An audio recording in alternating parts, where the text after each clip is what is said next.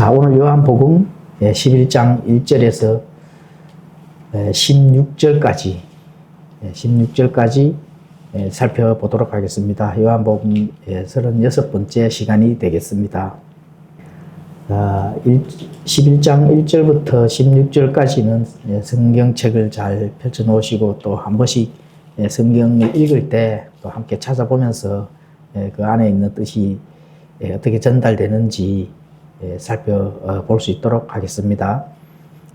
자, 오늘 제목은 성경에서 잠잔다. 잠자는 의미가 뭔지 이걸 한번 살펴보도록 하겠습니다.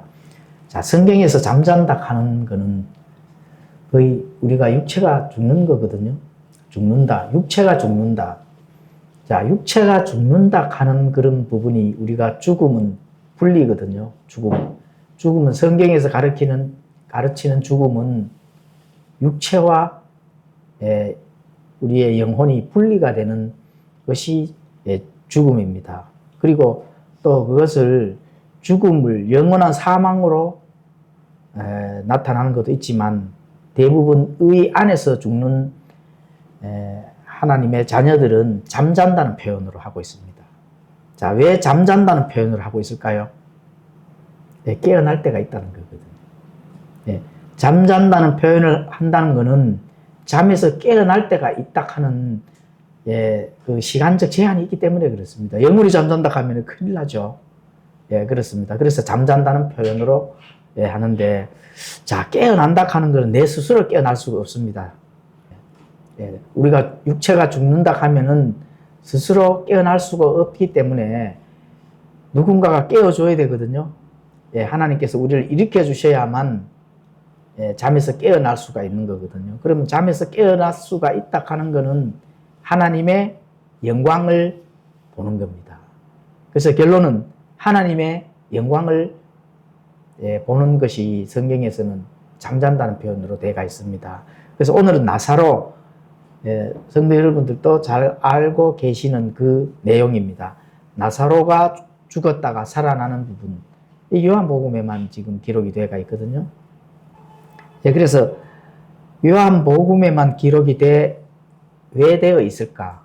또 성경에서 잠잔다 하는 그 의미가 무엇일까? 이런 부분들을 깊숙하게 한번 살펴보도록 하겠습니다. 자, 요한복음 11장 1절에서 3절까지 먼저 읽고 그 뜻을, 의미를 살펴보도록 하겠습니다. 한편 나사로라 하는 어떤 사람이 병들었는데 그는 마리아와 그녀의 언니 마르다의 고을 베다니 출신이더라. 그 마리아는 향유를 주께 붓고 자기 머리털로 그분의 발을 닦은 자였는데 그녀의 오라비 나사로가 병들었더라. 그러므로 그의 누이들이 그분께 사람을 보내어 이르되 주여 보소서 주께서 사랑하시는 자가 병들었나이다 하매, 주께서 사랑하시는 자가 병들었나이다.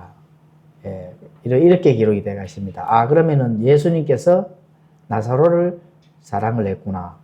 또 마리아와 그녀의 언니 마르다까지도 다 사랑을 하는 그런 게 우리가 알 수가 있거든요.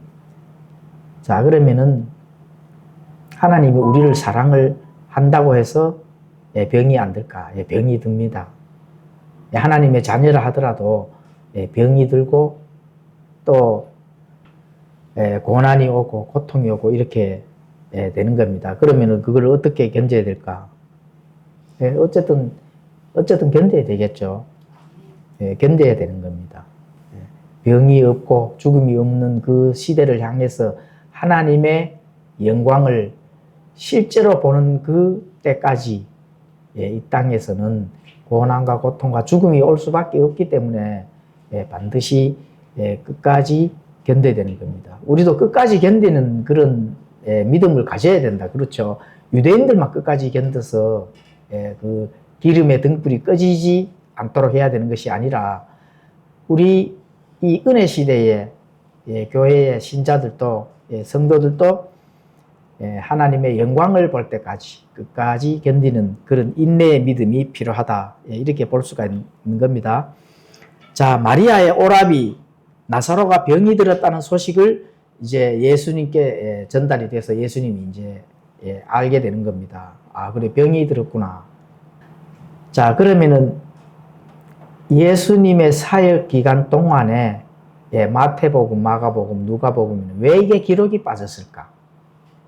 이런 부분들도 우리가 생각을 해볼 필요성이 있거든요.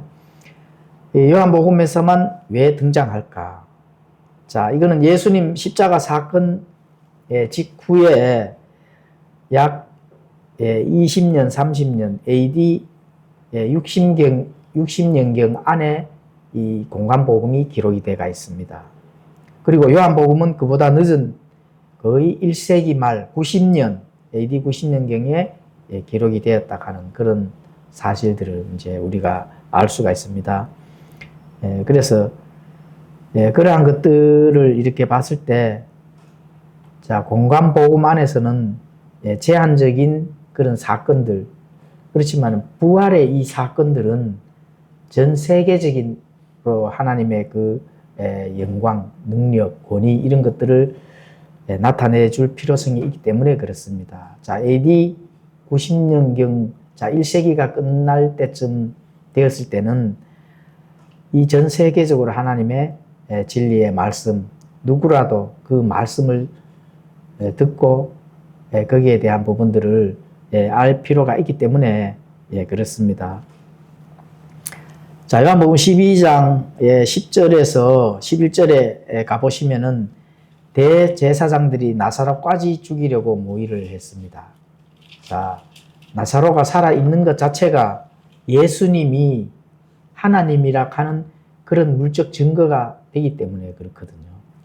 그래서 그거를 잘 생각해 보면은, 자, AD 90년경, 만약에 그 예수님 사역 기간 동안에 만약에 나사로가 살아났다 하는 게 기록이 되어버리면 어떻게 될까요? 큰일 납니다. 물론 그 하나님의 그 권위, 능력, 예수님이 살렸다 하는 그런 부분들, 많은 부분 유대인들, 바리새인들, 종교 지도자들이 하나님의 그 능력, 예수님께서 하시는 그 일들의 그 능력은 예수님 자신이 하나님이라 하는 것들을 이미 알고 있기 때문에 언제든지 예수님에게 사형을 내릴 그런 일들을 지금 가지고 있는 거거든요. 그 증거를 포착을 해야 될 그런 상황에 놓여 있기 때문에 그렇습니다. 그러면 나사로가 바로 물적 증거가 되겠죠. 살려버리면은, 그렇죠. 거기 기록이 돼버리면은 그게 문서로서 증거가 남겨버린다는 그런 것들도 우리가 알 수가 있습니다. 그래서 초기 복음서는 침묵할 필요가 있다. 마태, 마가, 누가 기록될 당시에 나사로가 베다니에 살아 있었다면 그의 이름을 복음서에 기록이 되어 있을 것이고, 또 유대 권력자들에게 이게 이제 물적 증거를 광고를 해버리는 그런 일들이 생길 수밖에 없습니다. 그러게 되면 어떻게 될까요? 예수님께서 하시고자 하시는 그 완전한 일들에 하는 일에 지장이 초래할 수가 있는 겁니다. 자, 그래서 이 공관복음은 팔레스타인 근처 살던 유대인, 바로 그 초기 그리스도인들입니다. 나사로가 사건을 직접 목격했거나 사실적 뉴스로 접한 사람들이 바로 이 이제 초기 그리스도인들입니다. 유대인들, 거의 유대인들이 되겠죠. 그래서 베다니 나사로가 살아난 사건은 당연한 사실입니다. 사실. 당연한 사실로 여겨지기 때문에 유대인들은 거기에 대한 부분들, 나사로를 하면 예수님께서 살려준 사람이구나. 이러한 부분들이 당연한 사실로 여겨졌다는 겁니다. 자, 그런데 요한복음은 소아시아 이방 지역과 온 세상의 실제 일들의 그 기록을 통해서 자세히 들어야 할 필요성이 있다. 요한복음은 앞전에도 언급했지만 온 세상 사람들이 자세히 들어야 될 필요성이 있거든요. 그래서 하나님의 그 영광, 하나님의 영광을 볼 수 있는, 죽었다가 살아났다 하는 것은 사람으로서는 할 수 없는 일이거든요. 그래서 하나님의 영광을 직접 볼 수 있는 온 세상의 실제 일들을 기록을 통해서 볼 수 있는 그런 교리적 전달이 필요하였다는 겁니다. 그래서 요한복음에만 기록이 되어 있습니다. 자, 11장 4절을 한번 읽도록 하겠습니다. 예수님께서 그것을 들으시고 이르시되 이 병은 죽음에 이르게 하는 병이 아니라 하나님의 영광을 위한 것이니 하나님의 아들이 그것에 의해 영광을 받으리라 하시더라. 자, 나사로가 이제 병들었다. 이런 소식을 접하자 예수님께서 하시는 거기서 이렇게 나타내시는 말씀이 이 병은 죽음에 이르게 하는 병이 아니라는 겁니다. 그 무슨 병이라 뭐 때문에 나사로가 이 병에 걸렸을까요? 뭐 사람이 병에 걸릴 수도 있죠. 뭐 이유가 있어서 걸리는 건 아닌데 예수님께서 죽음에 이르게 하는 병이 아니라고 지금 하는데, 자, 그리고 이제 설명을 이어나가잖아요. 하나님의 영광을 위한 것이다. 죽지 않을 것이다. 이렇게 말씀하는 겁니다. 그리고 또 그것이 아들에 의해서 영광을 받으리라. 자, 그러면은 마리아와 마르다가 자기 오라비가 지금 병에 들려서 이렇게 돼 있는데 죽음에 이르게 하는 병이 아니다. 이렇게만 말씀하시고 치유를 하기 위한 어떠한 언급을 안 하시네. 이렇게 볼 수가 있는 거죠. 그렇죠. 그래서 마리아와 마리다는 섭섭했을까요? 섭섭 안 했을까요? 네, 섭섭한 겁니다. 병을 좀 치유를 해줘야 되는데 우리가 다음 주에 이렇게 공부를 해야 될 17장부터는 이제 직접 나사로가 죽어서 살리는 그 대목이 나오는데 오늘은 16절까지 공부를 하니까 죽음에 대한 그런 부분들만 우리가 살펴보도록 하겠습니다. 자, 이 병은 죽음에 이르게 하는 병이 아니라 이렇게 말해요. 죽음에 이르게 하는 병이 아니다. 그래서 죽음은 인간에게 매우 절망적인 거잖아요. 절망적인 거거든요. 자, 그러면은 하나님께 영광을 위한 과정일 뿐이다. 이런 부분들이 지금 예수님께서 마리아, 마르다에게 지금 전달하고 있는 겁니다. 그러니까 죽음에 이르게 하는 병이 아니다. 이렇게 된다 하는 거는 나사로가 잠깐 감기가 걸려서 감기 정도 걸려서 지금 이럴까요? 네, 아닙니다. 죽음에 이르게 하는 정도로 세상 관점에 봤을 때, 세상 의술로 봤을 때는 죽음에 이르게 하는 병입니다. 근데 죽음에 이르게 하는 병이고 굉장히 위험한 지금 오늘 내일 지금 죽느냐 사느냐 이 문제에 지금 달려 있는데 예수님께서 뭐라고 지금 말씀하세요? 죽음에 이르게 하는 병이 아니라고 이렇게 하니까 굉장히 놀라움을 지금 가지고 있는 거죠. 자, 그러면은 죽음에 이르게 하는 병이 아니다. 자, 이 성경적 의미가 뭘까요?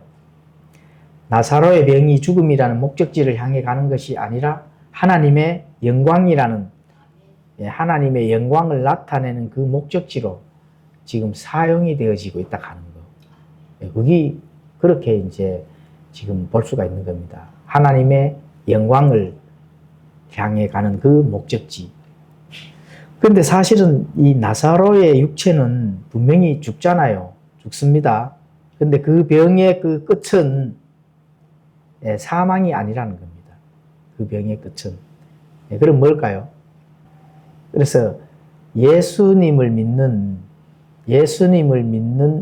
이 성도들은 죽음이 최종 목적지가 사망이 아니라 그게 잠자는 거다. 이렇게 이제 요한복음에서 이제 드디어 사망의 어떠한 결론이 나는지를 잠잔다, 또 죽음, 이런 최종 목적지가 지금 밝혀내 주는 거거든요. 지금 그거를 지금 예수님께서 밝혀내 주는 겁니다. 죽음이 무엇인지, 잠잔다는 뜻이 무엇인지 그 의미를 지금 밝혀내 주는 거거든요. 그래서 이 육체의 죽음은 더 이상 최종 사망이 아니라 뭐라고요? 영광으로 들어가는 잠이라는 겁니다. 영광으로 들어가는 잠. 그러니까 영광으로 들어가는 잠에 불과하다는 거죠. 지금 예수님께서 서서히 그런 죽음에 대한 그 의문, 또 사람은 죽는 거는 볼 수가 있는데 그 삶과 죽음의 경계선에서 바로 앞전과 바로 후를 절대로 알 수가 없는 거거든요. 그런데 예수님께서 지금 그거를 나타내 주는 데 사실 나사로가 지금 도구로 쓰여진다. 이렇게 이제 보는 겁니다. 자, 로마서 6장 23절에 가보시면은 죄의 삭은 사망이나 하나님의 선물은 예수 그리스도 우리 주를 통해 얻는 영원한 생명이다. 이렇게 말씀합니다. 네, 그렇죠. 그래서 죄의 삭은 사망이다. 예, 죄의 삭은 사망이다. 그럼 나사로는 죄인이 아닌가? 왜 죄인입니다. 죄인인데 어떻게 돼요? 나사로가 예수님께서 사랑하시는 자라는 겁니다. 예수님께서 사랑한다 하면은 뭐 사망으로 영원한 죽음, 영원한 사망으로 가는 자가 아니라는 결론이잖아요. 그죠? 예, 그래서 그걸 지금 나타내 주고 있는 겁니다. 자, 그래서 죽음은 이제 하나님의 영광으로 가는 뭐라고요? 통로. 예, 통로입니다. 통로. 예. 삶과 하나님의 영광 이어주는 통로다. 이렇게 이제 볼 수가 있는 겁니다. 예, 그래서 하나님의 아들이 그것에 의해 영광을 받으리라. 어떤 것에 의해서요? 그것에 의해서. 나사로의 죽음, 그것을 이 땅 위에서 보여주는 거잖아요. 예, 그래서 죽음을 드러내 보여줘서 하나님의 통로로 가는 거, 영광으로 가는 통로로 가는 그런 부분들을 지금 보여주는 거거든요. 그래서 그것에 영광을 받으리라. 자, 아버지와 아들은 하나이기 때문에 영광이 분리될 수가 없습니다. 예, 하나님은 보이지 않은 영이시기 때문에 그분의 영광이 물질 세계에서 가시적으로 드러나기 위해서는 반드시 하나님의 아들이라 하는 그 통로를 바로 그 사람들은 필요한 겁니다. 그 통로, 예수 그리스도. 예, 그렇죠. 그래서 나사로를 살리시는 권능은 곧 그분이 하나님과 동등하다 하는 분임을 증명을 하는 겁니다. 예수님께서 나사로를 살린다 하는 것은 예수님이 누구라고요? 하나님이라 하는 것을 하나님과 동등하다 하는 것. 하나님의 아들이라 하면은 그분은 바로 하나님이라 하는 것. 생명의 주인 되신다 하는 그런 부분들을 나타내 보여주고 증명을 해 보여준다는 겁니다. 죽은 자를 살린다. 자, 땅에서 과연 지금 본인이 예수 그리스도라고 자칭하는 자들이 있는데 그런 자들은 죽은 자를 한번 살려보라 하는 걸 죽은 사람을 한번 앞에다가 이렇게 했고 살려봐라 이렇게 돼봐야 되거든요. 요즘 병원에 가면 죽는 사람들 많잖아요. 매일 하루에 수백 명씩 죽거든요. 그런 사람들을 데리고 가서 빨리 살려봐 이렇게 돼야 돼요. 병들어 죽는 사람들도 많잖아요. 그래서 죽은 사람을 살린다 하는 것은 그분은 바로 하나님이다 하는 그런 부분들을 증명을 하는 겁니다. 그분이 하나님이 아니라고 끝까지 고집하는 종파가 있죠. 어느 종파예요? 여호와 증인들. 여호와 증인들은 예수님은 하나님의 아들인데 하나님이 아니죠. 그냥 아들에 불과해요. 창조물에 불과한 거죠. 자, 거기에 구원이 있을까요? 당연히 없죠. 그게 위험한 교리를 지금 믿고 있는 거거든요.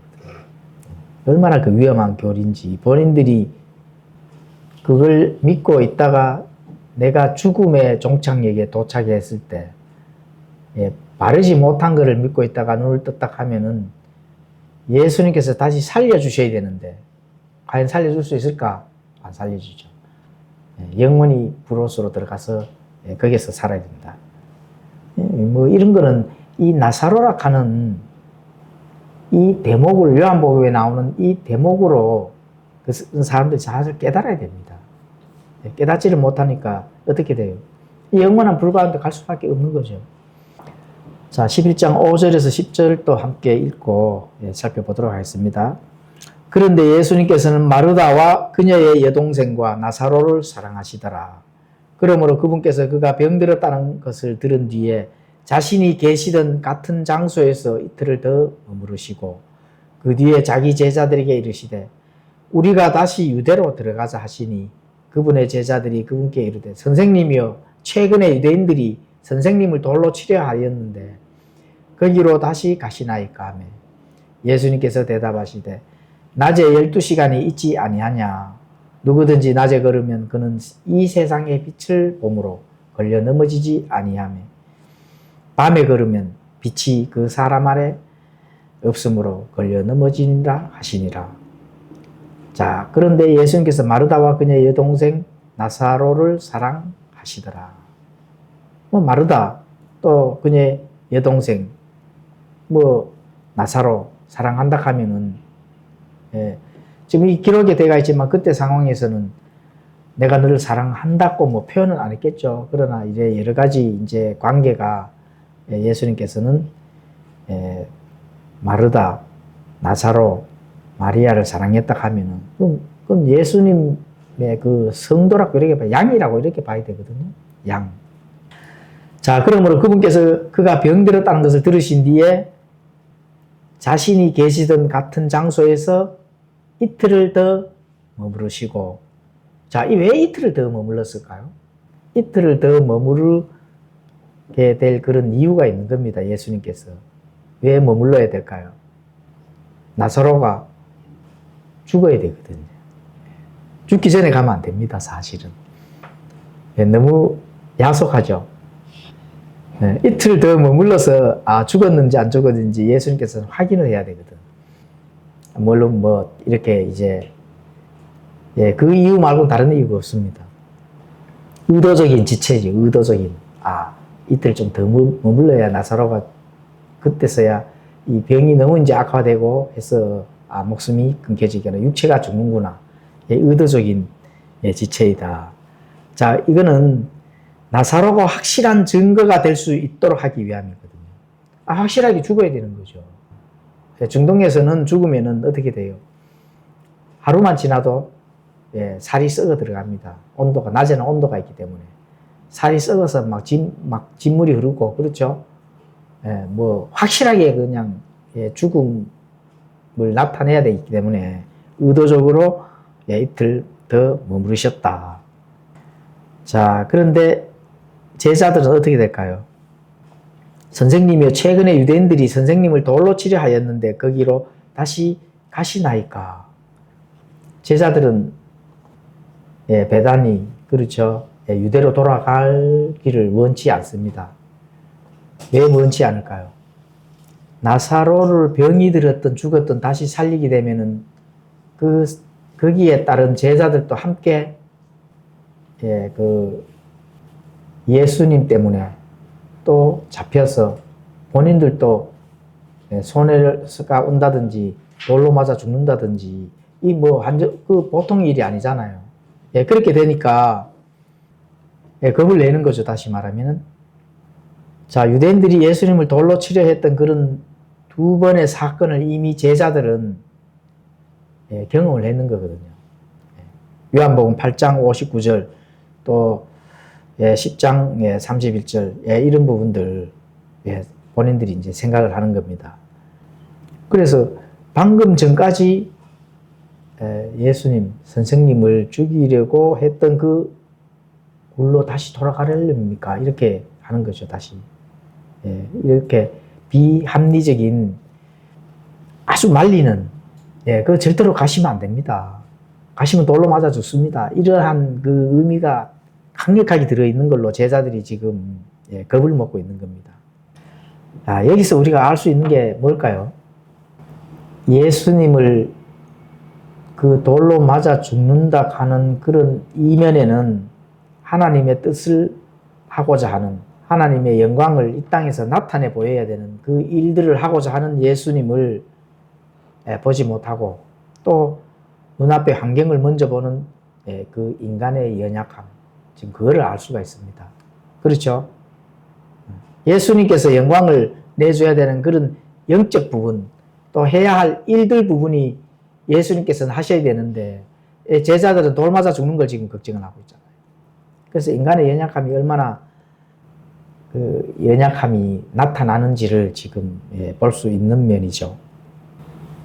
자, 우리가 예수님의 제자라 하면은 우리는 이런 내용들을 알고 있기 때문에 아우 예수님 가셔야죠. 죽은 자를 살리셔야죠. 이렇게 했을까요? 아니면은 절대로 가면 안 됩니다. 돌 맞아 죽으니까. 이렇게 했을까요? 우리가 그걸 한번 살펴볼 필요성이 있습니다. 우리의 믿음도 사실 인간의 믿음으로서 항상 연약하거든요. 연약하기 때문에 뭔가 영적인 일들을 하고자 했을 때 항상 뒤로 물러서고 세상에 닥칠 그런 환난, 고난, 고통부터 먼저 생각하잖아요. 그러한 부분들.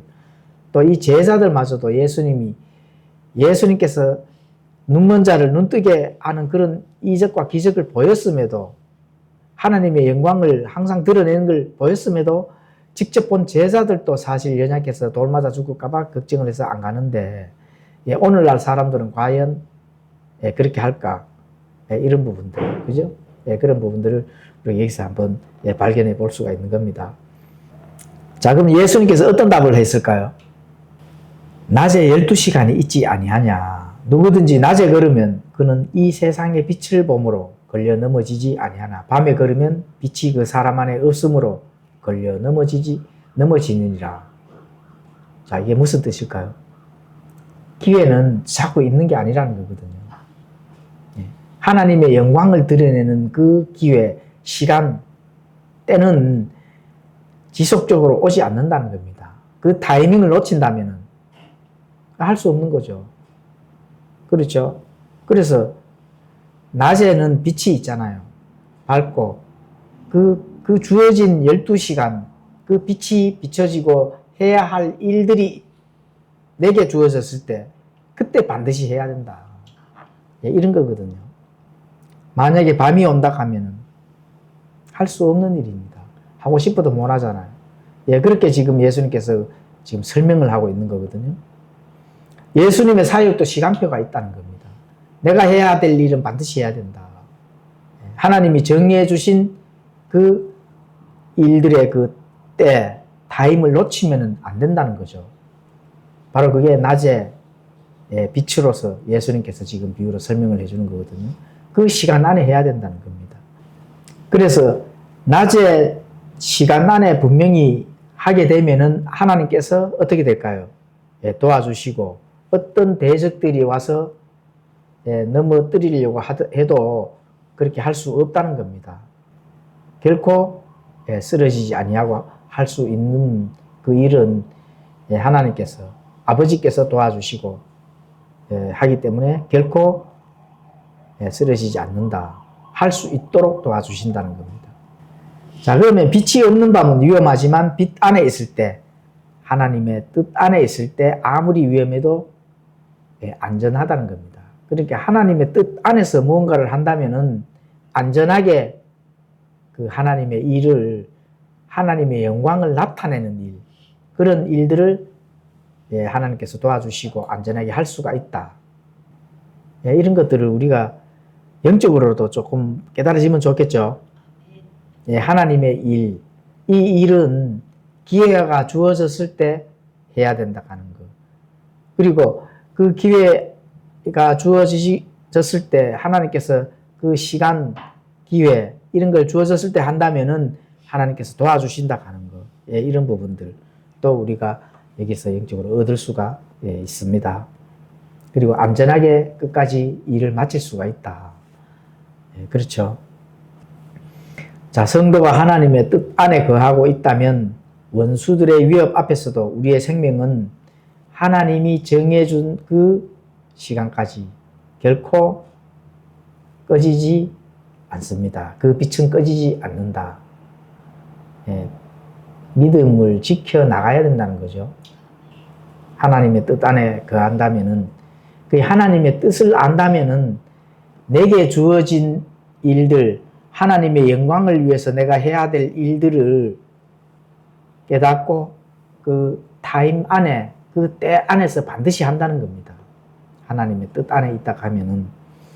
그리고 하나님의 뜻 안에 있다 하는 거는 하나님의 뜻을 발견한 자들이거든요. 내가 해야 할 일들, 하나님이 내게 주어진 그 미션, 그 하나님의 영광을 나타내는 그 일들은 하나님의 뜻을 발견한 자들은 하면 압니다. 반드시 해야 된다 하는. 그래서 우리의 그 시간이 정해진 우리의 생명이 하나님께서 어떻게 될까요? 하나님의 뜻을 발견하고 이 일을 반드시 해야 된다 하는 그런 믿음을 지키기 위해서 나아가는 자는 하나님께서 그 생명을 어떻게 돼요? 정해 주신다는 거. 왜냐하면 하나님의 그 일들 영광을 위해서 반드시 그 사람은 해야 되거든요. 그래서 함부로 죽을 수도 없습니다. 지금 그거에서 지금 얻어야 되는, 여기에서 지금 발견을 하고 있는 거거든요. 죽을 수도 없이 끝까지 해야 되고, 그러면은 나사로는 지금 하나님의 영광을 위해서 사용되어지는 도구로 지금 사용되어지잖아요. 그러면 나사로는 어떻게 돼요? 반드시 죽어야 되는 겁니다. 반드시 죽어야 되는 거거든요. 죽음을 맛을 봐야 된다는 거죠. 그게 하나님의 뜻이에요. 예수님은 죽은 다음에 하나님의 영광을 위해서 나사로를 살려야 되는 그 일들을 반드시 하셔야 되고 그 시간이 있다는 겁니다. 그래서 그 정하신 시간까지 결코 빛은 꺼지지 않습니다. 결코 완성되어 가해진다 하는 것을 알 수가 있습니다. 자, 11장 11절에서 12절 이것들을 말씀하시고 그 뒤에 그분께서 그들에게 이르시되 우리 친구 나사로가 잠들어 있도다. 드디어 이제 잠들었는 겁니다. 한 이틀 정도 머무니까 결국은 어떻게 돼요? 나사로가 육체가 죽은 거죠. 그래서 예수님께서 우리 친구 나사로가 잠들어 있도다. 이렇게 이제 결론을 내리는 거죠. 그러나 내가 그들 잠에서 깨우러 가노라 하시니 그때 그분의 제자들이 이르되 주여 그가 잠들어 있다면 몸이 좋아지리다 아니라. 우리 친구 나사로가 잠들었도다. 이제 드디어 예수님께서 결론을 내리고 죽음을 잠이라고 이제 표현을 합니다. 이건 뭐 단순히 비유가 아니라 당시 유대인들이 일반적인 방언입니다. 잠들었다. 죽었구나 하면은 죽었구나로 표현을 한 것이 아니라 잠들었다. 왜 유대인들은 그렇게 할까요? 잠들었다는 것이 일반적으로 그냥 사용을 할까요? 죽음을. 유대인들은 이미 어떻게 돼요? 하나님의 백성들이기 때문에 그렇습니다. 하나님의 백성들. 물론 이제 뭐 사두개인들은 부활이나 이런 걸 믿지를 않았습니다. 않았는데 그런 부분들은 일반적인 그 유대인들 율법을 공부를 하고 율법을 가진 유대인들은 그렇게 이제 표현을 이제 한 겁니다. 자, 성경 여러 곳에 이제 죽음을 함께 잠들었다라고 또 표현이 하고 구약에 보면 그렇게 표현이 되어 있습니다. 탈무드 자료나 랍비들의 문헌에도 의인의 죽음을 이제 비극적인 종말이 아니라 잠으로 표현하는 전통이 유대인들은 있었다. 이렇게 이제 볼 수가 있습니다. 우리 신약에서도 그렇게 기록이 되어 있죠. 데살로니가전서 4장 16절에 잠든 자들이 먼저 일어나고 휴거 사건이 나오잖아요. 그렇게 잠든 자들이 먼저 일어났다. 주 안에서 죽은 자들은 죽었다고 이렇게 표현을 하는 것이 아니라 잠들었다. 잠으로 이제 표현을 하는 겁니다. 자, 그렇다면은 모든 유대인들이 부활을 전제로 하는 이런 잠, 휴식, 이런 것을 믿은 것은 아닙니다. 사두개인들은 부활도 천사도 영도 없다고 믿은 그런 자들이죠. 부활, 천사, 뭐 영 이런 거는 그러니까 뭐 거의 유대인들이지만은 거의 불신자라고 이렇게 이제 볼 수가 있는 겁니다. 그리고 이제 그들에게 죽음은 잠이 아니라 곧 끝이다. 사두개인들은 죽어보면은 이제 완전히 끝이구나. 그러니까 완전히 유대인들이지만 이스라엘 백성들이지만 신정 정치를 맡은 그런 자들이지만 율법을 지키고 뭐 성전에 가서 제사를 드리고 이렇게 한 유대인들이지만 죽으면 끝이다. 이렇게 이제 생각을 한 거죠. 사도행전 23장 8절에 가보시면은 이는 사두개인들은 부활도 없고 천사나 영도 없다고 말하나 바리새인들은 둘 다를 시인하기 때문이다. 이런 말씀이 있죠. 예, 그러니까 사두개인들과 바리새인들의 그 영적 행로가 틀리다. 교리들을 지금 틀리게 이제 알고 있는 겁니다. 자, 그런데 성경에서 잠은 반드시 깨어나는 시간이 있다 하는 전제를 가지고 예, 사용을 하고 있다. 예, 이렇게 이제 볼 수가 있습니다.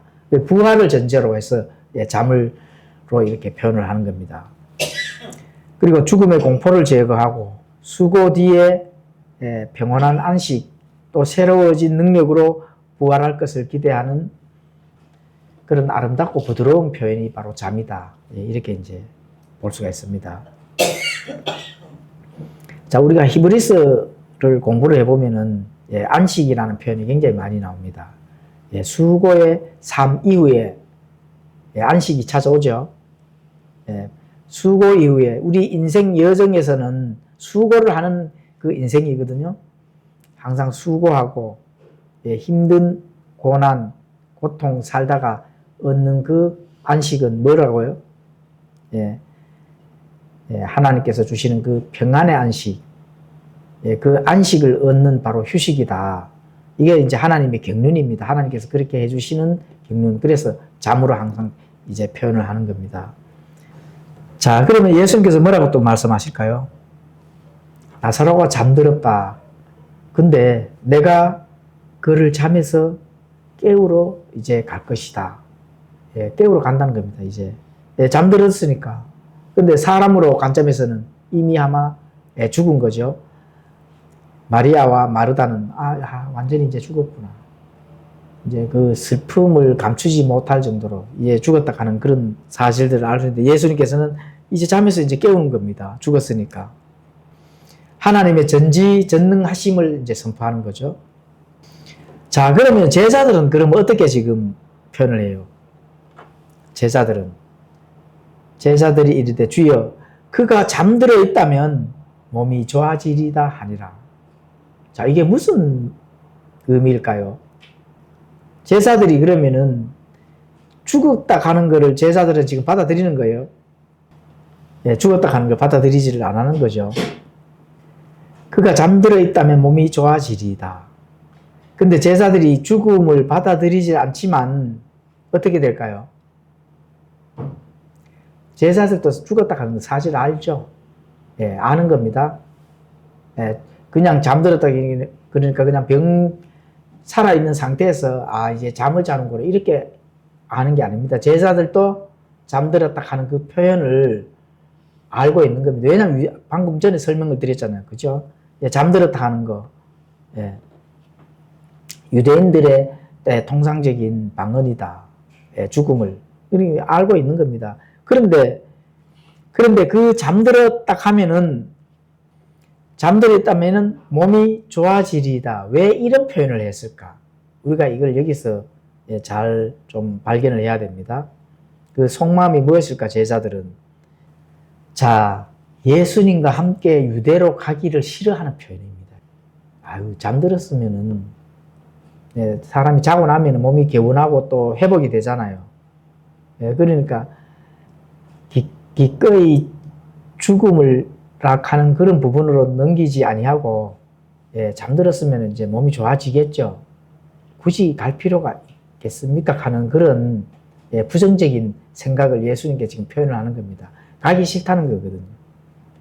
이해 가시죠? 예수님과 함께 유대로 돌아가는 것을 꺼려하는 이유는 돌 맞고 죽을 각오를 해야 된다는 거예요. 죽은 자를 살린다 가면은 이제 돌 맞고 그 하나님이다. 신성모독죄로 이제 돌 맞아 죽어야 될 지금 그 지경에 지금 놓여 있는 거거든, 제자들. 그러니까 선생님, 예수님 잠들었으면은 또 약도 먹고 또 휴식을 취하니까 낫겠죠. 이런 표현입니다.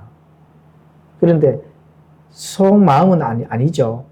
죽었는데 분명히 저렇게 또 다시 살리신다 하면은 이거 돌 맞아 죽어야 되는데 우리가 이런 걸 지금 염두에 두고 있다는 겁니다.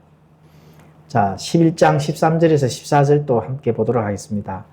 비록 예수님께서는 그의 죽음에 대해 말씀하셨으나 그들은 그분께서 잠들어 쉬는 것에 대해 말씀하신 줄로 생각하므로 그때에 예수님께서 그들에게 분명하게 이르시되 나사로가 죽었느니라. 자, 제자들이 어떻게 돼요? 잠들었으면은 이제 몸이 많이 회복되고 또 약도 먹고 하면 낫겠죠. 이러니까 예수님께서 다시 분명하게 말씀하죠. 나사로가 죽었느니라. 이 제자들 참 어떻게 해야 될까요?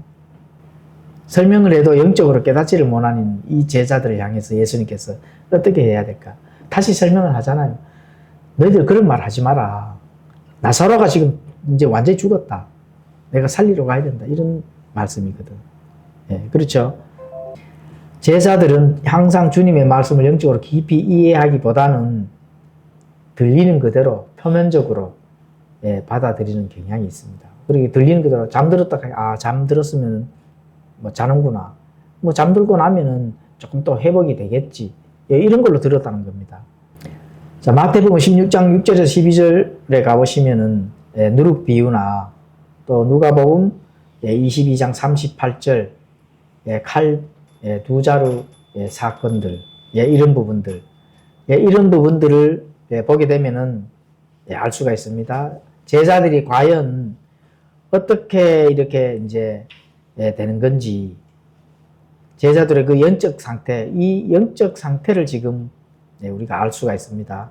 이 영적 상태는 항상 예수님의 그 깊은 속 뜻을 알지 못하고 본인들만 생각으로 가지고 예수님을 쫓아다니는 그런 이 영적인 성장하지 못하는 그런 지금 단계에 놓여 있는 겁니다. 왜 이런 단계에 놓여 있을까요?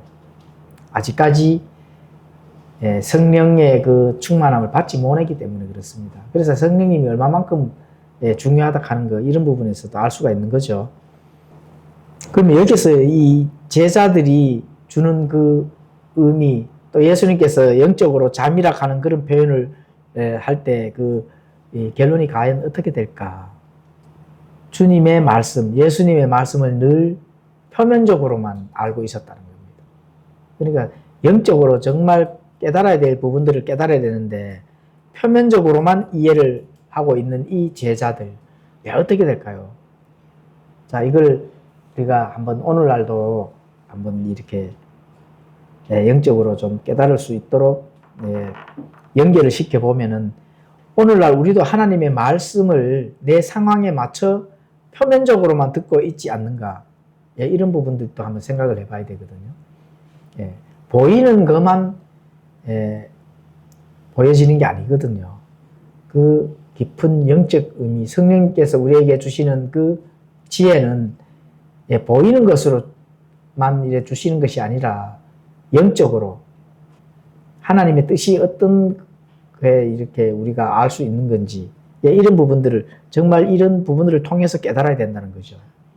나사로가 잠들었다는 주님의 말씀 뒤에 숨겨진 죽은 자를 살려야 되는 그 전지전능하심, 예수님께서 이루어야 될 그 아버지 하나님의 영광을 바깥으로 드러내야만 하는 그 시간과 타임의 때가 있다 하는데 그 시기와 때를 제자들이 알지 못하고 그를 놓치게 하는 그런 부분들을 지금 우리가 알 수가 있잖아요. 그렇죠? 그리고 제자들과 오늘날 영적 상태를 한번 비교를 해본다 하면은 우리가 하나님의 말씀과 진리에 대해서 그 때와 시기에 대해서 잘 연결해 볼 수가 있는 겁니다.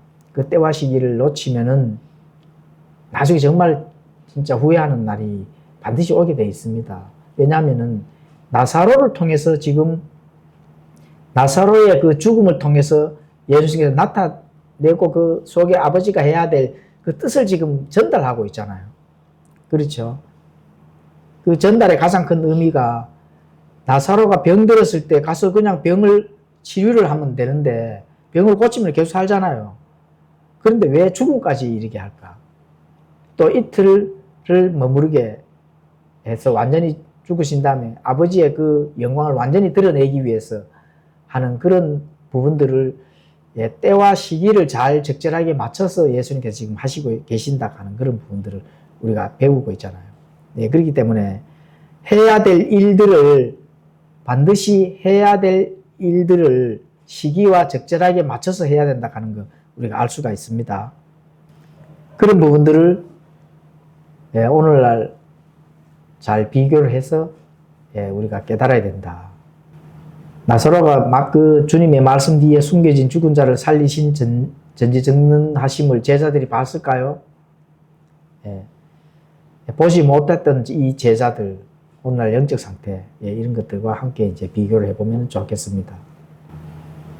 요한복음에만 지금 이제 죽은 자를 살리는 그런 부분, 뭐 이렇게 병을 이제 눈먼 자를 고치고 눈을 뜨게 하고 이런 부분들을 봤는데 이제 죽은 자를 살린다 하는 그런 부분들은 제자들이 이제 처음 겪은 건데 이 제자들도 거기에 대한 부분들을 보지 못하고 자신들만의 그 이해타산, 돌 맞아 죽을까 봐 걱정을 먼저 하는 그런 부분들, 그런 부분들을 이제 오늘날 영적 상태로도 한번 비교를 해보면 좋겠습니다. 돌 맞아 죽는 게 두려워요.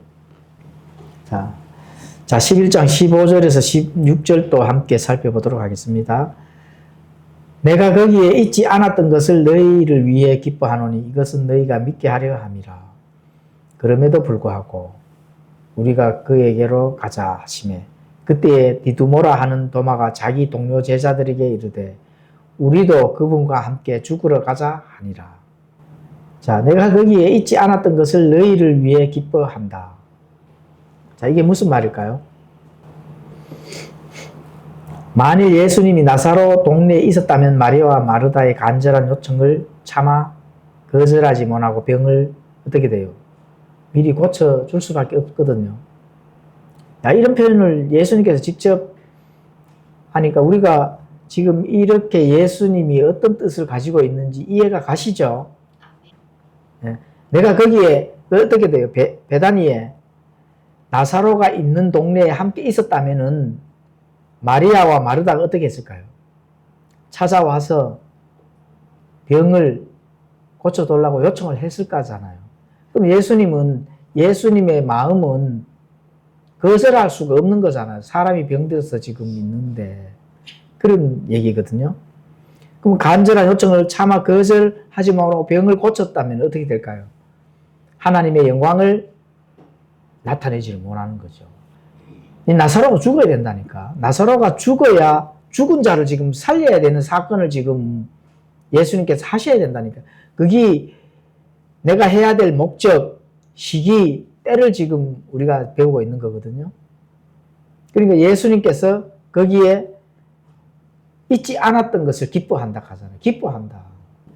그때 당시에 병들어서 병을 고치지 않았던, 병을 고쳐주지 않았으니까 전달은 받았는데, 그 마리아와 마르다는 섭섭했을 거잖아요. 예, 그렇지만은, 거기에 있지 않았던 걸 예수님께서는 기뻐한다. 왜냐하면 죽은 자를 살려서 아버지 하나님의 그 영광을 바깥으로 드러내야 될 그 시기와 때에 맞춰서 하셨기 때문에 그렇습니다. 자, 그러면은 이것은 너희가 믿게 하려 함이라. 제자들이 좀 죽은 자를 살리는 그런 일들을 통해서 아버지의 영광을 보여주고 이제 믿음을 굳건하게 하기 위한 그런 일들을 지금 예수님께서 하시는 거거든요. 자, 그래서 우리가 그에게로 가자. 이제 살려야 됩니다. 죽었으니까 이제 그 영광을 제자들을 이제 믿게 하도록 하기 위해서 이제 우리가 가자. 이렇게 하는 거거든요. 그때 디두모라 하는 도마 아시죠? 도마.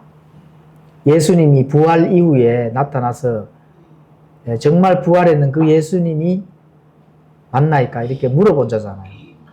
그러니까 예수님께서 뭐라 하셨죠? 내 손과 옆구리에 뚫린 이 구멍을 한번 봐봐라. 내 몸을 보라는 거거든요. 근데 보니까 어떻게 돼요? 옆구리를 보니까 어떻게 이쪽까지 뚫려 있는 겁니다. 그냥 보면 뚫려 있는 겁니다. 그냥 이쪽에 봤을 때 이쪽에 그 환경이 모습이 다 보이는 겁니다. 구멍이 뚫려. 그런데 그대로 살아 있으시니까 사람으로서는 이거는 깜짝 놀랄 일이죠. 그렇죠? 그렇게 의심을 했던 게 이제 도마인데, 이 도마도 또 이런 표현을 합니다. 자기 동료 제자들에게 이르되 우리도 그분과 함께 죽으러 가자. 결국은 제자들이 무슨 표현을 해요? 예수님이 돌마다 이제 죽으러 가니까 우리도 어떻게 함께 죽어야 될 수밖에 없는 운명이다. 이렇게 되는 겁니다. 자, 우리가 또 여기서 조금 더 설명을 한번 함께 나눠보도록 하겠습니다. 내가 거기에 있지 않았던 것을 너에게 왜 기뻐하노니? 자, 이건 이제 설명했죠. 마르다와 마리아가 이 간절한 요청에 예수님께서 병을 고치는 그 자리에 있었다면은 요청을 받아들여서 병을 고쳐버리면 하나님의 영광을 나타내는 시기와 때 해야 될 일들을 하지 못하게 되는 거고. 자, 도마가 자기 동료 제자들이 이르되 우리도 그분과 함께 죽으러 가자 하는 이 말씀은 예수님과 함께 돌 맞고 순교하자. 이렇게 하지만 도마는 나사로를 살리는 예수님의 능력을 어떻게 돼요? 결국은 믿지 못하는 겁니다. 예수님께서 부활했는 그 이후에도 믿지를 못하는 그 도마가 여기서도 어떻게 돼요? 예수님 능력을 믿지 않는 겁니다.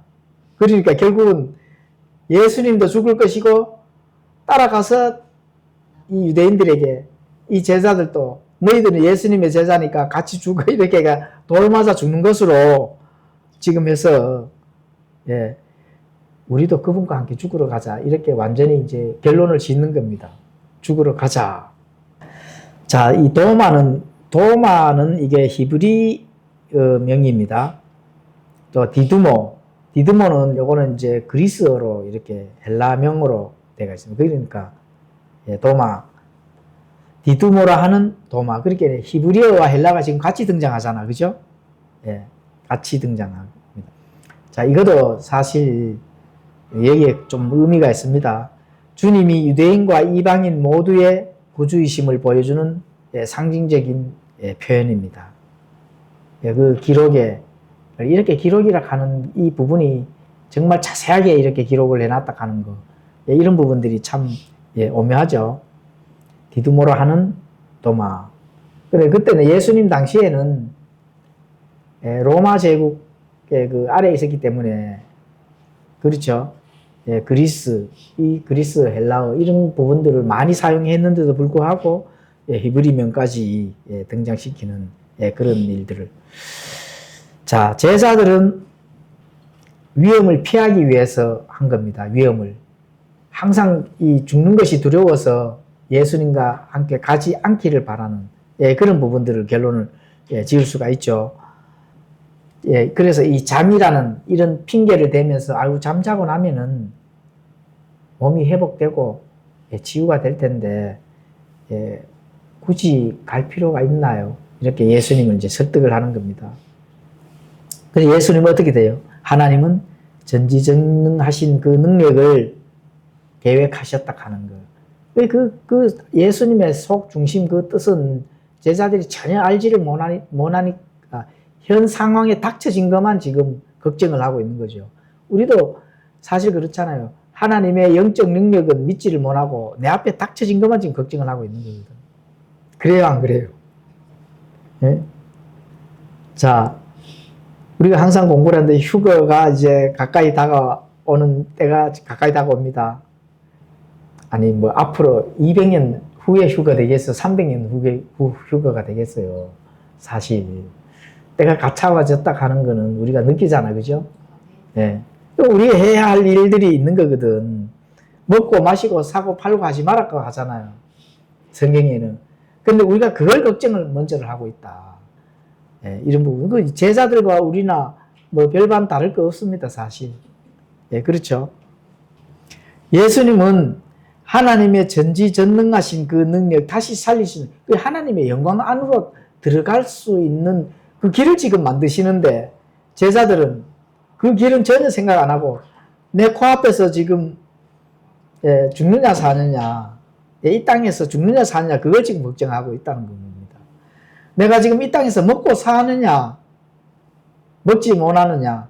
지금 이걸 걱정하고 있는 거거든. 이제 곧 하나님의 영광 안으로 지금 들어갈 날이 지금 얼마 남지 않았는데 지금 그런 거와 지금 일맥상통합니다. 그렇죠?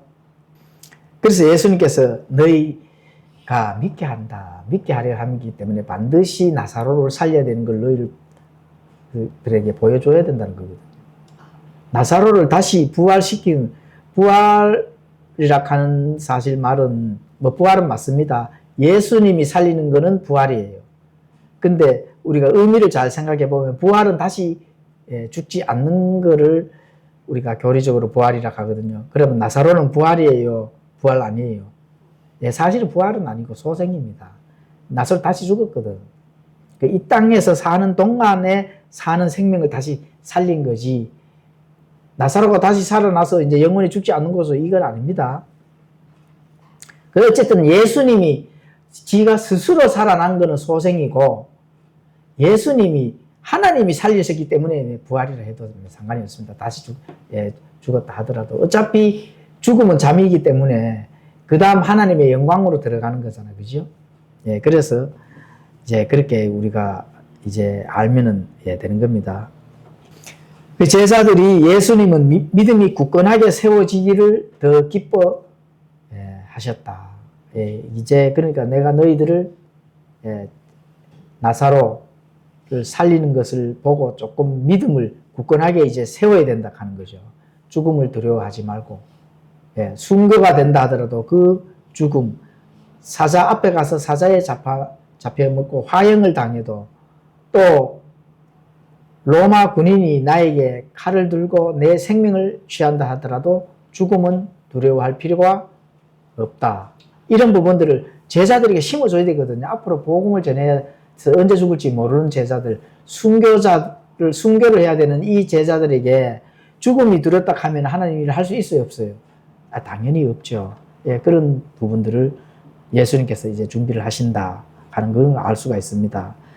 자, 그래서 우리는 항상 인간적인 관점만 생각하지만 선한 능력을 통해서 더 믿음의 확신이 세워지기를 바라는 주님의 마음을 읽어야 된다. 우리 여기서 이렇게 배울 수가 있는 거거든요. 오늘은 주섬주섬 우리가 이 내용을 한번 나눠봤는데 결론은 믿음의 확신을 주님께서 세워지고 그것을 통해서 복음의 도구로서 확실하게 일을 시기와 때에 그때 해야 된다. 시기와 때를 놓치면 더 이상 이제 밤이 오면은 할 수 있는 일이 없잖아요. 예수님께서도 시기와 때를 맞춰서 하시고 앞으로 제자들 또 많은 영적 군사들이 시기와 때를 놓치면은 이제 하지 못한다 하는 거. 내일이라도 당장 하나님의 나팔 소리를 내서 우리가 휴거를 받는다 하면은 기뻐해야 될까요? 해야 할 일 못해서 아쉬워할까요? 아쉬워할 게 더 클 겁니다. 그걸 우리가 여기서 배워야 된다니까. 휴거 받기 전에 배워야 된다는 거예요. 그걸 깨달으면 된다는 거거든요. 지금 여기서 예수님께서는 밤이 온다 하는 걸로 밤이 오면 할 수 있는 일이 없다 하는 걸 표현을 했지만 우리는 어쨌든 구원을 받았으니까 하나님께서 우리를 휴거를 시켜주실 거잖아요. 비록 휴거는 되지만 이 땅에서 내가 조금 더 하나님의 그 일들을 했으면 얼마나 좋았을까. 이런 여운은 남을 겁니다. 그래서 그 시기와 때를 맞춰서 우리가 열심히 해야 할 일들을 해야 된다 하는 거. 그렇죠? 죽음은 영원히 멸망이 아니잖아요. 왜 잠이라고 표현했을까? 하나님의 영광 안으로 들어가는 통로이기 때문에 그렇게 표현을 하는 겁니다. 잠이라고 표현하는. 깨어날 때가 있다는 거예요. 잠은 죽은 게 아니라 잠에서 깨어날 때가 있는 거거든요. 하나님께서 우리를 깨어날 때, 하나님께서 우리를 휴거시킬 때가 있다는 거예요. 죽었든 살아있든 휴거시킬 때가 있는 거거든요. 그게 통로가 되는 거거든요. 그 영광의 그 통로 되는데 우리가 육신이 하고자 했을 때 참 그 시기와 때를 맞춰서 잘했다 하면은 기쁨으로 후회됨이 없는 그런 신앙의 그 시기에 적절하게 잘 해야 된다 하는 걸 우리가 여기서 얻을 수가 있죠. 기도하고 마치겠습니다.